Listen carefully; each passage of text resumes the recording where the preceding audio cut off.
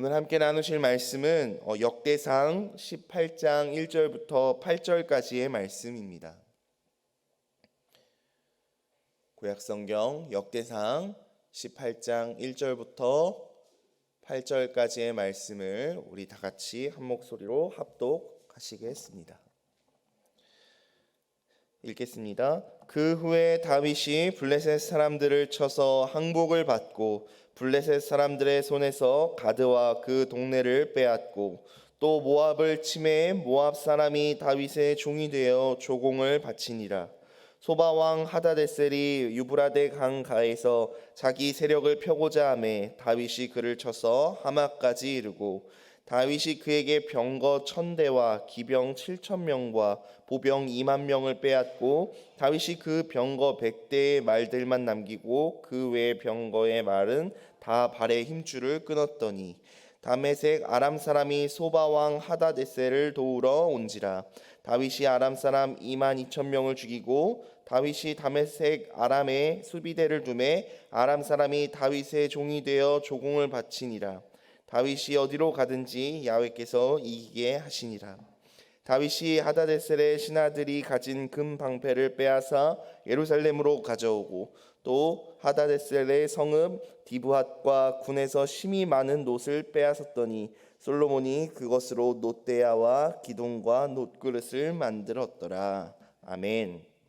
저는 오늘 이 역대상 18장의 말씀을 가지고 내가 끊을 힘줄은 무엇입니까? 라는 제목으로 여러분과 함께 말씀 나누고자 합니다. 이 새벽을 깨우시고 하루의 첫 시간을 하나님께 내어 맡겨드리는 사랑하는 우리 성도님들의 그 결단을 주님의 이름으로 축복하고 환영합니다. 오늘 우리가 읽은 이 역대상 18장 1절부터 8절은 이제 다윗에 대한 내용입니다. 이 다윗의 내용을 보면서 드는 생각은 오늘날 우리의 삶과 이 다윗의 삶이 매우 흡사하다라는 생각을 해보았습니다. 뉴스를 보고 신문 기사를 보다 보면은 점점 이 세상살이가 쉽지만은 않다라는 생각을 하게 됩니다.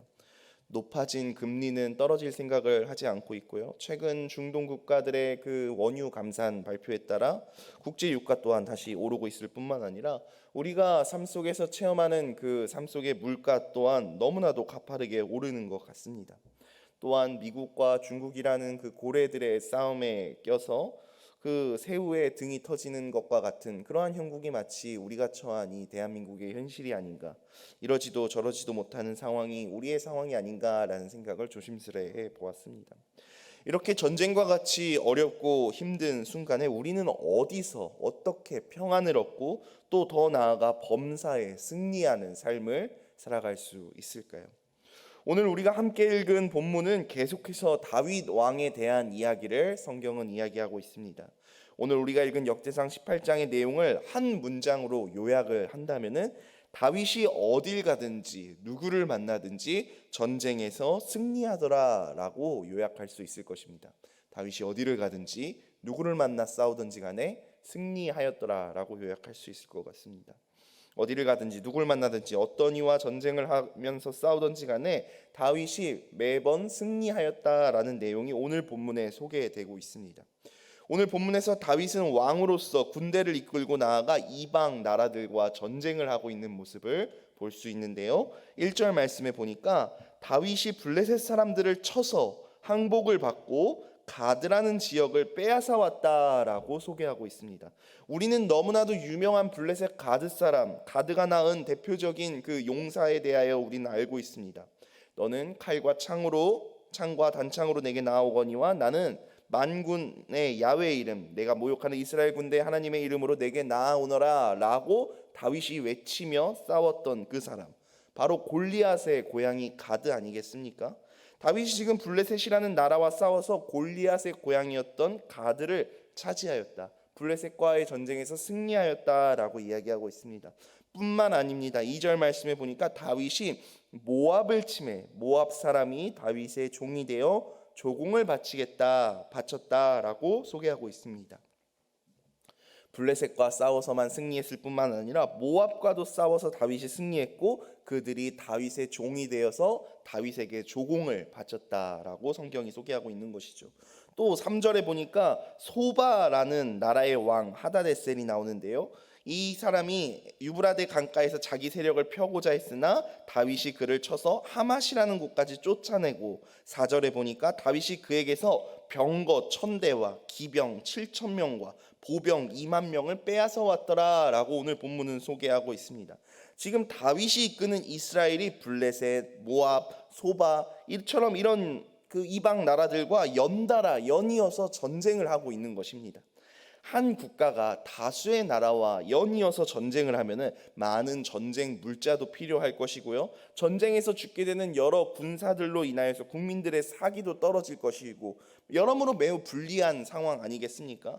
실제로 우리의 그 역사들을 보게 되면은 과도한 전쟁으로 인하여서 그 나라에 명을 다하고 나라가 멸망한 사례들이 얼마나 많이 있습니까? 나라 대 나라로 전쟁을 해도 그 전쟁이 이길까 말까 한데 지금 다윗은 혼자서 여러 다수의 나라들과 전쟁을 하고 있다라는 것이죠. 이것은 전략적이라고 말할 수도 없을 것 같고요. 또한 지혜롭다라고도 말할 수 없는 전쟁 방법일 것입니다. 그런데 놀라운 사실은 오히려 다윗이 가는 곳마다 이기고 승리하는 승승장구하는 그러한 그 전쟁을 하였다라고 성경은 기록하고 있습니다. 5절에 보니까 아람 사람이 소바 나라를 돕기 위해서 군사를 파병합니다. 옆에 있는 나라들 다윗과 전쟁을 하는 와중에 지금 불리하니까 옆에 있는 나라에게 그 군사를 파병해 줄 것을 요청하는 것입니다. 근데 그 파병한 군사들마저도 22,000명이나 무려 22,000명이나 다윗의 손에 죽게 되었다라고 소개하고 있습니다. 22,000명이 죽으니까 항복, 제가 잘못했습니다. 저는 다윗 당신의 종입니다. 제가 조공을 바칠 테니까 제발 저를 용서해 주세요. 이러한 상황이 벌어지게 되는 것입니다. 이방 나라들은 다윗과의 전쟁에서 이기기 위해 서로 군대를 파병하고 동맹을 맺고 상호간의 군사를 파병해서 다수의 나라와 이 다윗이 동시에 싸웠음에도 결국 다윗이 모든 전쟁에서 승리하였더라. 다윗이 다 이겼더라라고 기록하고 있는 본문이 바로 오늘 우리가 읽은 이 18장의 본문입니다.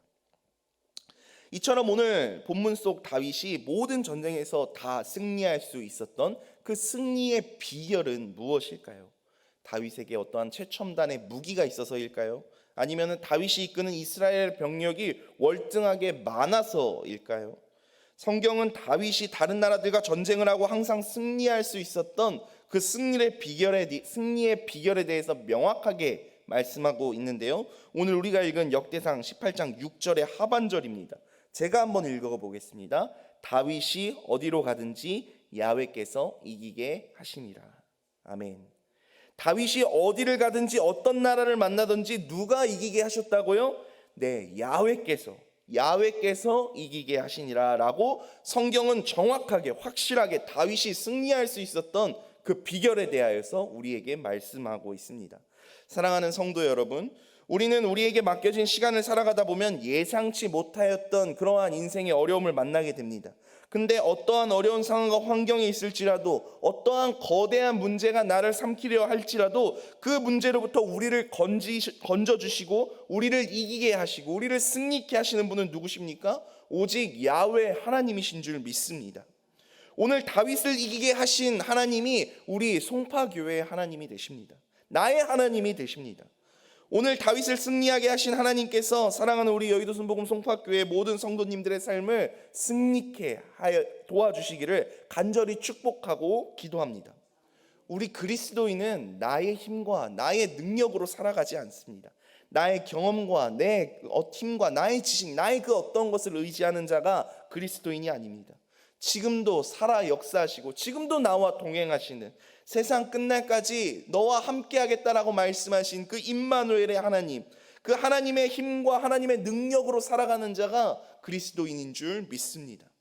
내가 아무리 애쓰고 힘써도 감히 감당할 수 없는 문제를 내가 계획할 수도 없고 내가 생각할 수도 없고 감히 상상조차 할 수 없는 하나님의 크고 놀라우신 비밀하신 방법으로 우리를 승리케 하시는, 우리를 승리의 길로 인도하시는 분이 바로 하나님이시다라는 것이죠.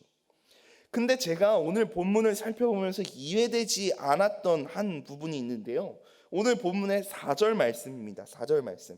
제가 한번 읽어 보겠습니다.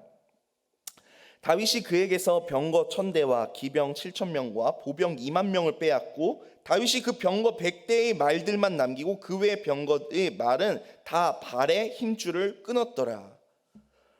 병거 말이 2마리 혹은 4마리 8마리씩 짝을 지어가지고 이끄는 전쟁용 마차를 병거라고 합니다.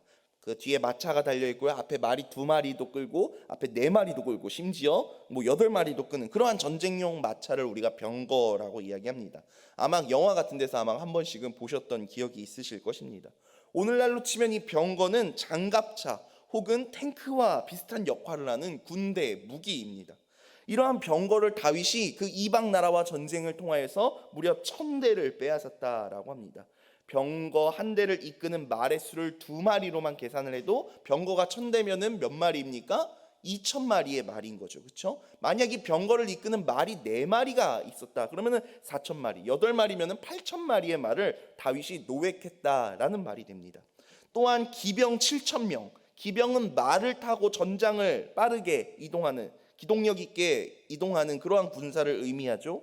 그러한 기병을 7,000명을 얻었다라고 합니다. 또한 보병 2만 명까지 전쟁을 통해서 이방 민족에게 뺏었다라고 오늘 본문의 4절은 이야기하고 있습니다. 근데 제가 이해되지 않았던 그 부분이 나오는데요. 바로 그 뒤에 나옵니다. 다윗이 그 병거 100대를 이끄는 말만 딱 그 1000대를 노획했는데 그 1000대 중에 딱 100대를 이끄는 말만 남기고 그 외에 나머지 말의 발의 힘줄을 끊어버렸다라고 합니다. 지금 기병에 속한 말이 7000마리, 병거를 이끄는 말이 적게 잡아서 2000에서 4000마리라고 하면은 얼추 그 말들만 합쳐도 1만 마리의 말을 다윗이 전쟁 후에 얻게 된 겁니다. 다윗이 특정 한 나라와만 전쟁을 한 것이 아니었고 그는 여전히 전쟁 중이었죠. 그는 여전히 이스라엘을 통일하기 위한 정복 전쟁을 이어나가야만 했습니다. 주변에 여전히 그 고대 근동의 패권을 장악했던 강대한 강대국들이 이스라엘을 둘러싸고 있었습니다.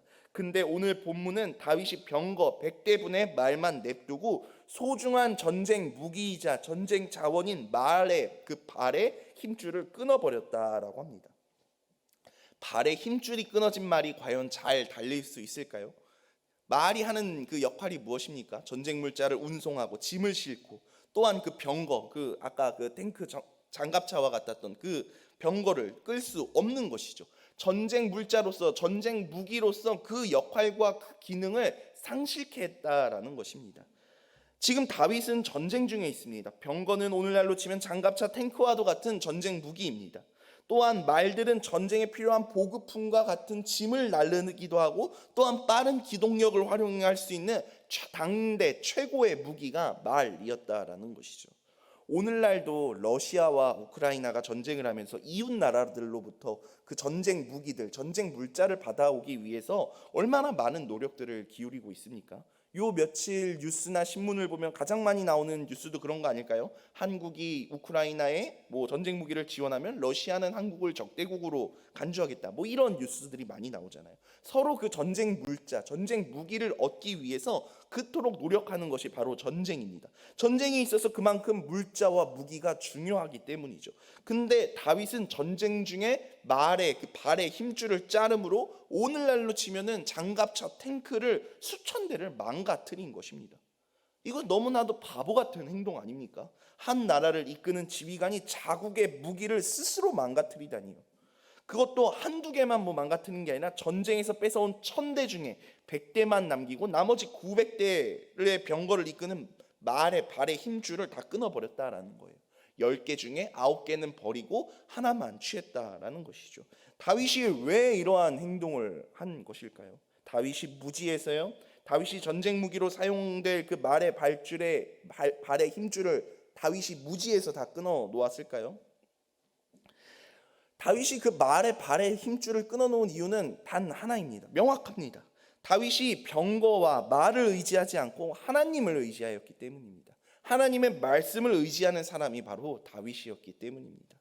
신명기 17장 14절 이하의 말씀에 보면은 이스라엘의 왕이 지켜야 할 것들에 대하여서 하나님께서 이렇게 짜라라르 나열해 가지고 말씀하고 계십니다. 뭐 아내를 많이 두지 말아야 하며 은과 금을 많이 소유하지 말아야 하고 하나님의 그 기록된 말씀을 평생 가까이 두고 그것을 읽어야 한다라고 그 왕이 지켜야 될 것들에 대하여서 이렇게 나열하여서 말씀하고 계신데, 그 중에 하나는 병마, 즉 전쟁에 쓰일 말, 그 말을 많이 두지 아니할 것을 하나님께서 명령하십니다.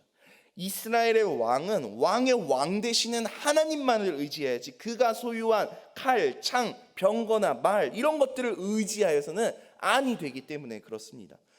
전쟁은 하나님께 속한 것이죠. 전쟁에서 승리케 하는 것은 우리의 경험과 우리의 지식과 우리의 물질과 우리의 방법이 아닌 오직 하나님이시다라는 사실을 이 다윗이 알았기 때문입니다. 다윗은 이러한 하나님의 말씀과 전쟁의 승패를 쥐고 계시는 그 하나님을 알고 있었고, 그의 무기가 아닌 하나님을 의지하고 신뢰하기로 결단하였던 것입니다. 그 결단의 모습으로 그 발의 힘줄을 끊어버렸던 것이죠. 이는 다윗의 장인이자 이스라엘의 첫 번째 왕이었던 그 사울 왕과는 매우 대조적인 모습을 보여줍니다. 사울 또한 그 살아생전에 하나님의 도움으로 전쟁에서 이겼지만 전쟁에서 얻은 모든 것을 죽이라는 그 하나님의 말씀을 신뢰하고 그 말씀에 순종하지 아니하고 노획한 것 중에 가장 좋은 황소를 가져다가 하나님, 내가 이 황소로 하나님을 예배할 것입니다, 하나님께 제사 드리겠습니다 라고 말하였던 것을 여러분들이 아마 기억하실 것입니다. 사울의 방법 얼마나 실용적이고 현실적이고 좋습니까? 근데 하나님께서는 이렇게 말씀하십니다. 순종이 제사보다 낫다 라고 말씀하시면서 사울을 왕의 자리에서 패하시는 모습을 우리가 기억하고 있지 않습니까? 그렇게 사울의 뒤를 이어 왕이 된 다윗은 사울과는 달랐습니다. 그는 눈앞의 이익과 하나님의 말씀을 저울질하지 않았다라는 것이죠. 가차없이 그 병거를 이끌었던 발의 힘줄을 끊어버렸습니다. 오늘날 이 시대를 살아가는 우리의 모습은 어떻습니까? 하나님의 말씀을 따라 살아가는 삶이 때로는 바보처럼 보인다라는 생각을 할 때가 있습니다. 아니, 말들이 무슨 죄가 있습니까? 소는 무슨 죄가 있습니까? 사울이 잡아온 그 소 무슨 죄가 있어요? 내가 안 쓰면은 저기 가난한 사람이라도 좀 가져다 주던지 아니면 팔아서 그것을 재화로 만들어서 좋은 일에 쓰던지, 그러면 더 실용적이고 더 좋지 않겠습니까? 오늘날도 하나님의 말씀을 따라 사는 사람은 그 세상의 물정을 모르는 어리석은 사람처럼 보일 수 있다라는 것이죠. 우리가 쥐고 있는 우리의 물질, 우리의 인맥, 우리의 지식, 우리의 경험이 우리를 마치 승리의 길로, 우리를 마치 좋은 길로 인도하는 것처럼 보일지도 모릅니다. 당장 눈앞에 이익이 보이는데 잠깐만 그 하나님의 말씀 앞에서 잠깐만 눈 감으면 내가 성공하고 그것을 성취할 수 있는데 라고 보여줄 수 있다라는 것이죠. 하지만 우리는 반드시 기억해야 합니다. 우리를 승리하게 하시는 분은 오직 야훼 하나님이십니다. 하나님이 없이는 우리가 승리하는 것처럼 보인다 할지라도 그 승리를 결코 승리라 말할 수 없는 것이며, 또한 그것이 우리에게 결코 유익일 수 없다라는 것이죠. 사랑하는 성도 여러분, 오늘 이 아침 말씀을 정리하며 여러분에게 질문하고 싶습니다. 오늘 본문의 다윗이 병거를 이끌던 그 그 병거를 이끌던 말에 그 힘줄을 끄는 것과 같이 하나님의 말씀을 의지하고 그렇게 바라보기로 결단하였던 것과 같이 내 삶 속에서 오늘 내가 끊어버려야 할 내 인생의 말의 힘줄은 무엇입니까? 내가 바라보고 내가 의지하고 그것이 나의 힘이라 생각하고 믿고 있었던 나의 병거를 이끌던 그 말은 무엇입니까? 하나님의 말씀인가요?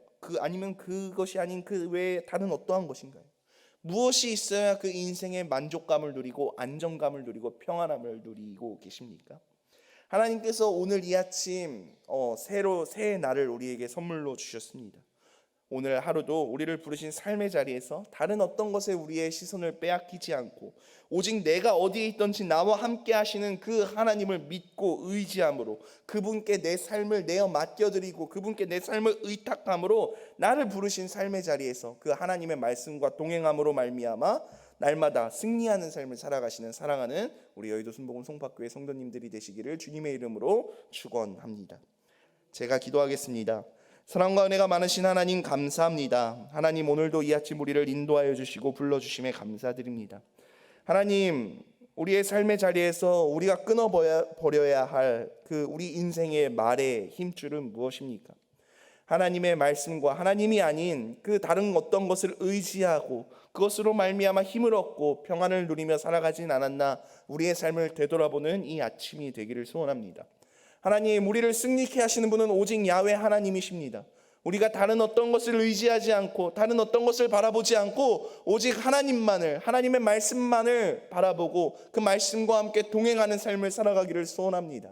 성령 하나님 그러므로 말미암아 야훼께서 다윗을 이기고 승리케 하신 것과 같이 우리의 인생 가운데 하나님 주시는 그 승리가 넘쳐나기를 간절히 축복하고 그러한 인생을 살아가기를 소원하오니 하나님 함께하여 주시옵소서. 우리의 생각과 우리의 마음과 우리의 입술을 주장하여 주셔서 우리가 하나님 원하시고 바라시는 그 길 가운데 서 있을 수 있도록 하나님과 동행함으로 하나님을 의지함으로 날마다 승리하는 삶 살아갈 수 있도록 하나님 우리를 축복하시고 함께하여 주시옵소서. 오늘 이 아침에도 하나님께 귀한 예물을 구별하여 올려드린 손길이 있습니다. 하나님 기억하여 주시옵시고 예물을 드린 손길마다 하나님 천배 만배 하나님 은혜와 복을 더하여 주시옵소서. 함께하여 주실 줄 믿사오며 살아계신 예수님의 이름으로 기도드리옵나이다. 아멘.